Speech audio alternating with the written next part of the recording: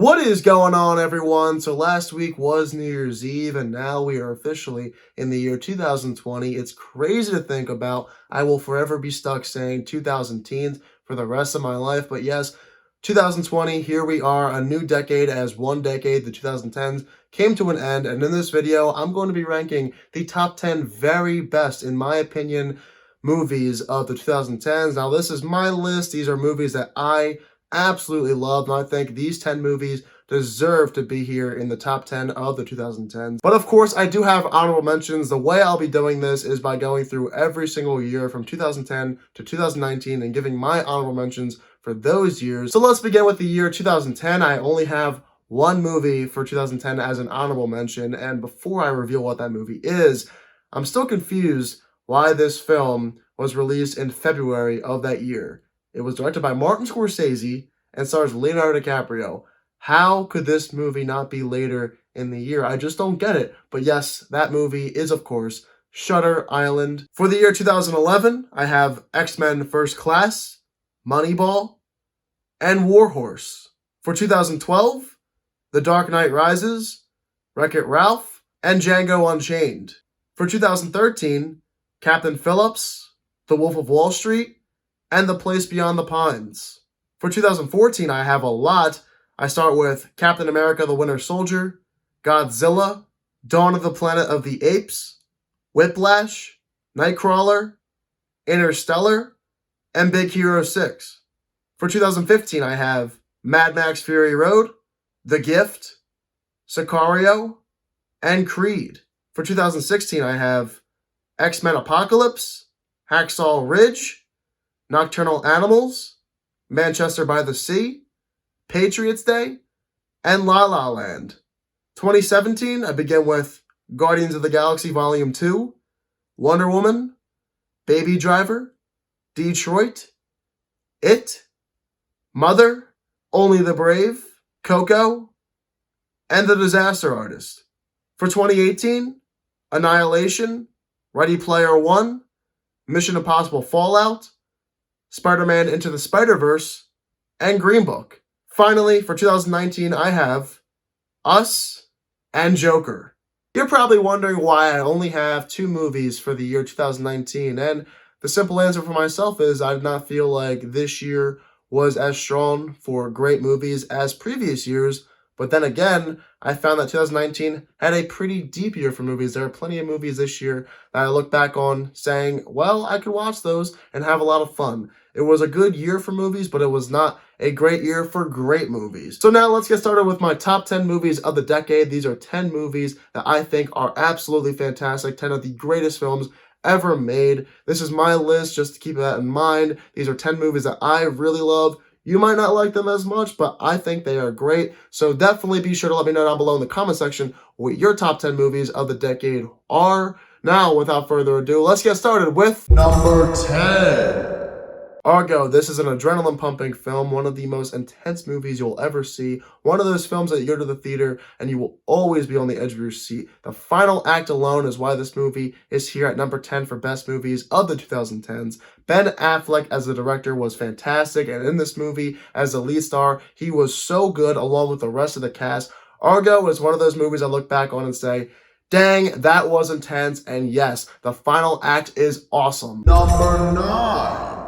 Gone Girl. I wish I watched this movie more than once, but so far I've only been able to watch it once because of what it did to my mind. It's one of those murder mystery films that you think is going to go in a certain direction, but completely subverts all of your expectations and goes in a completely different route than you could have ever guessed. David Fincher, this guy is one of my favorite directors of all time, and this film further validates himself as a great director. I absolutely love the heck out of Gone Girl. I need to watch it again. And funny thing is, this is another Ben Affleck movie, and him and Rosamund Pike as the two stars are excellent. Number 8. Avengers Infinity War. This, in my opinion, is the fastest paced superhero movie ever made. You look at The Dark Knight, you look at the Spider-Man trilogy. Yes, those movies are fast-paced, but Avengers Infinity War did something unlike any other superhero movie I've ever seen. I could watch this movie a trillion times and never get bored.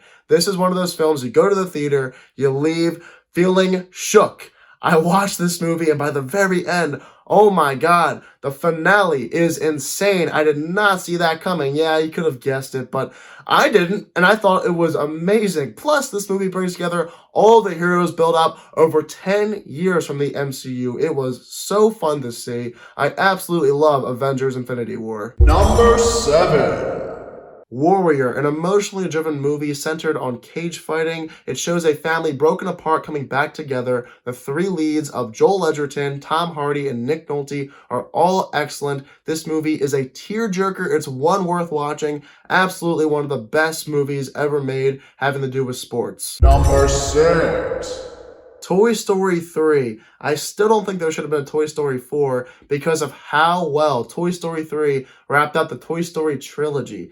This one is a film you walk out of crying for days. The end of this film does so much justice to the Toy Story trilogy that it just can't be overlooked for top 10 of the 2010s.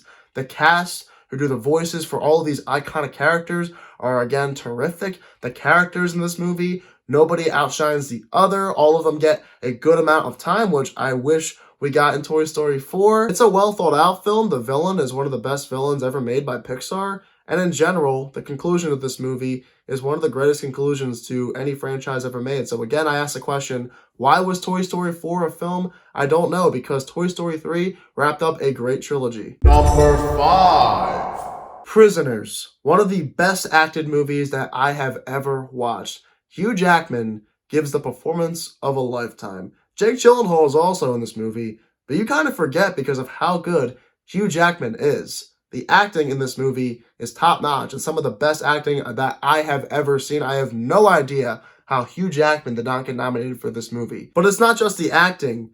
The film itself is very intriguing. From opening shot to closing shot, you're glued to the screen because of how well this movie is directed by Denis Villeneuve. The guy is excellent at directing, and this is one of his best films to date, if not his best film.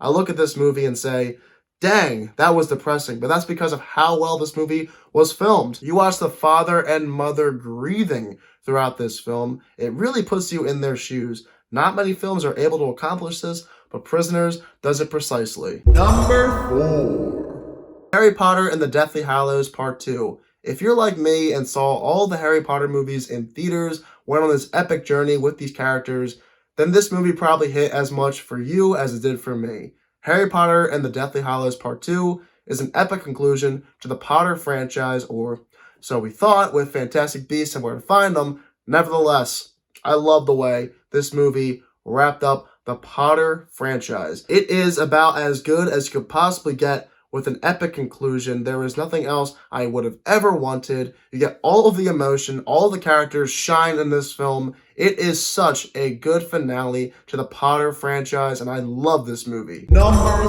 3. Skyfall. No James Bond movie has ever looked this good. Daniel Craig, to this day, is still my favorite James Bond of all time. It hurts me that he's not going to be playing the character ever again after No Time to Die.